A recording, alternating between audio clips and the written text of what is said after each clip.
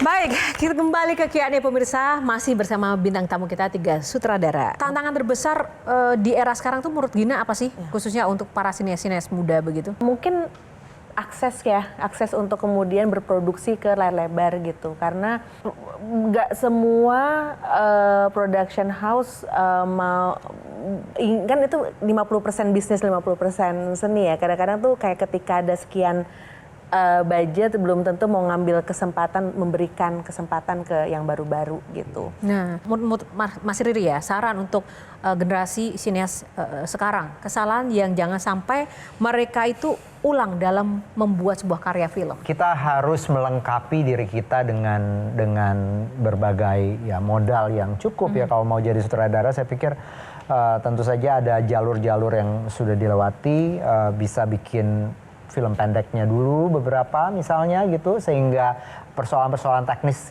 kurang lebih sudah selesai gitu. Kemudian bisa fokus pada tema, pada cerita, pada pendekatan-pendekatan seni film yang khusus gitu. Itu jadi memitigasi kesalahan yang misalnya terlalu teknis di film pertamanya karena dia sudah punya keterampilan lebih dulu, latihan lebih dulu, bikin film pendek misalnya. Nah, kalau dari Mbak Molly, tipsnya apa ini untuk sinias muda kita agar bisa go internasional? Kan pengalaman di dunia internasional banyak ya.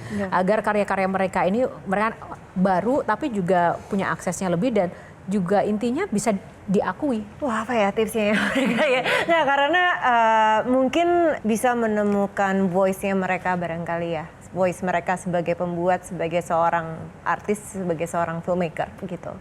Dan karena menurut aku itu yang paling penting. Kadang-kadang orang suka bilang gitu, oh harus bikin film yang begini begitu untuk masuk ke internasional. Enggak juga gitu istilahnya. Saya bikin film genre juga gitu istilahnya. Dan banyak sekali teman-teman yang bikin film genre dan berhasil gitu untuk film genre nih, maksudnya termasuk horor, maksudnya spesifik genre tersebut ya, horor, action, maksudnya bukan yang melulu harus drama gitu. Tapi ya kalau menurut aku semua kesamaan itu adalah karena mereka masing-masing mempunyai voice, penyutradaraan yang kuat gitu, di balik kamera itu mereka punya voice tersebut. Silakan. Oke, Kak Denis dulu. kita ngomongin tentang masa depan ya. Berarti kita ngomongin tentang AI juga. Widih, serius Ya, nih kayaknya. Simpel sih. Apakah teman-teman di sini pernah menggunakan AI atau mungkin berencana untuk menggunakan teknologi AI dalam karya kalian? Dan kalaupun memakai, mau sejauh apa nih pakai AI? Boleh nanya balik ya, AI yang di sini maksud apa ya? AI di sini adalah AI special effect dan segala macam, penulisan. Maksudnya ke visual effect yang ada orangnya gitu? Iya, visual effect atau mungkin kan ada juga tuh yang bisa membuat orang-orang yang digital human Deepfake gitu. Ya. Kalau saya sendiri jujur sih nggak kepikir, maksudnya untuk bikin manusia palsu gitu ya pakai AI sih kayaknya enggak ya. Maksudnya saya senang bekerja dengan aktor, dengan orang yang bisa ini, tapi yang kalau kita melihat AI sebagai teknologi ya, teknologi yang general ya, itu diciptakan untuk mempermudah pekerjaan kita gitu istilahnya gitu. Jadi ini bukan saya nggak ngomongin yang tiba-tiba ada, saya kemarin ngelihat ada video di roll saya, ada orang ngompat dari lantai berapa terus sampai membal lagi, oh ini AI ya kayaknya ya. Maksudnya Trust issue ya sekarang ya. Oh ini AI ya, mungkin nggak yang seperti itu gitu, tapi ya kembali lagi itu dia memakai itu untuk membuat konten dan mendapat hits sebanyak-banyaknya gitu untuk sebuah tujuan gitu yang spesifik gitu, dan melakukan hal yang tidak mungkin dilakukan oleh manusia beneran gitu istilahnya. Nah, jadi ini sesuatu yang kompleks sih gitu. Apakah misalnya nih kalau ada adegan makan gitu istilahnya, terus akhirnya ini pemakanan Dennis nggak bisa, yaudah saya pakai AI-nya Dennis gitu. Saya rasa sih enggak ya gitu. Maksudnya saya rasa sih enggak. Saya rasa itu bukan sesuatu hal yang efisien ya.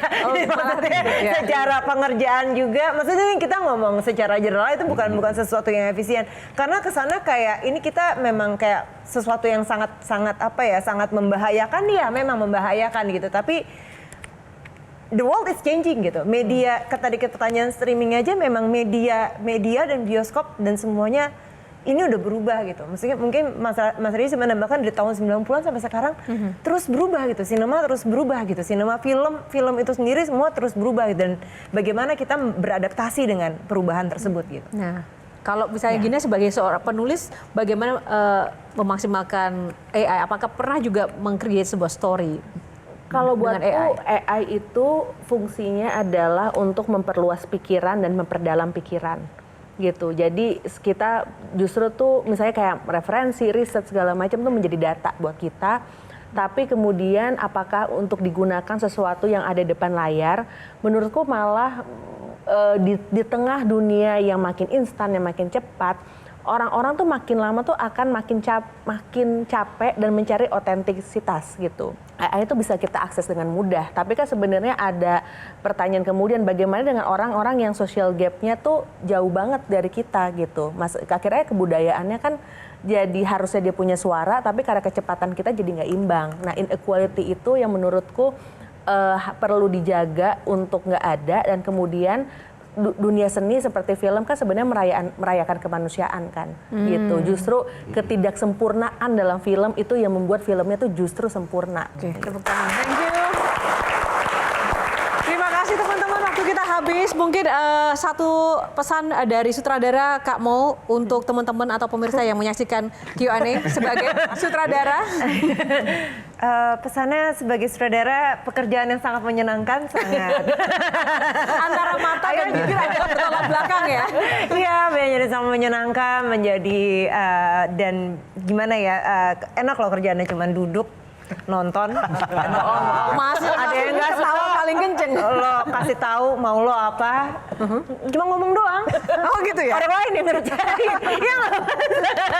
Oke, boleh deh pesan dari Mas Riri. Kalau saya mau berterima kasih ya kepada semua keindahan ini gitu. Maksudnya saya kenal Molly dan Gina sudah cukup lama, tapi maksudnya saya udah lama banget dulu bekerja sebelum saya bertemu dengan mereka, dan saya seneng banget bahwa kayak legacy bercerita melalui sinema itu sekarang itu semakin kaya dengan kehadiran banyak pembuat film muda yang bagus dan penonton yang appreciate dunia film kita dengan luar biasa gitu. Maksudnya bener banget gitu ya. Saya tadi pertanyaannya Dennis, ada film yang tinggal banget gak gitu ya, kembali lagi ke kami. Saya tuh lagi sering mengalami itu. Saya ketemu siapa minta tanda tangan, masih muda banget, di buku dari film saya yang awal banget dulu gitu.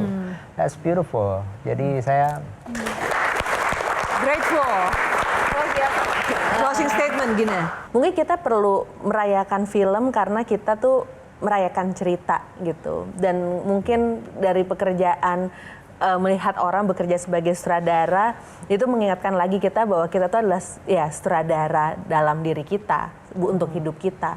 Kita akan ketemu banyak faktor dalam hidup kita akan mengambil keputusan sulit, tapi setiap keputusan-keputusan yang diambil dengan matang, percaya diri, tahu suara kita apa, itu tuh impact-nya bisa ke banyak orang, baik lewat film, sosial media, atau bahkan keputusan-keputusan personal yang menjadi cerita kita sepanjang hidup kita gitu. Itu legacy kita. Oh, legasinya ya? Oke, baik. Terima kasih untuk bintang tamu Gina, Kak Riri, dan juga Kak Mol, dan panelis kita Benny, Kak Sri, Kak Denis. Terima kasih. Terima kasih juga teman-teman. Thank you ya, semoga bermanfaat ya. Dan pemirsa, terima kasih untuk kebersamaan Anda. Demikianlah episode Q&A kali ini. Semoga dapat memberikan inspirasi dan juga menambah pengetahuan baru bagi Anda tentang dunia indah, dunia perfilman kita, dunia cerita kita. Dan saya Yohana Margareta, pamit undur diri. Terima kasih atas kebersamaan Anda, karena setiap pertanyaan selalu ada jawaban. Sampai jumpa. Thank you. Terima kasih. Jelajahi cara baru mendapatkan informasi. Download Metro TV Extend sekarang.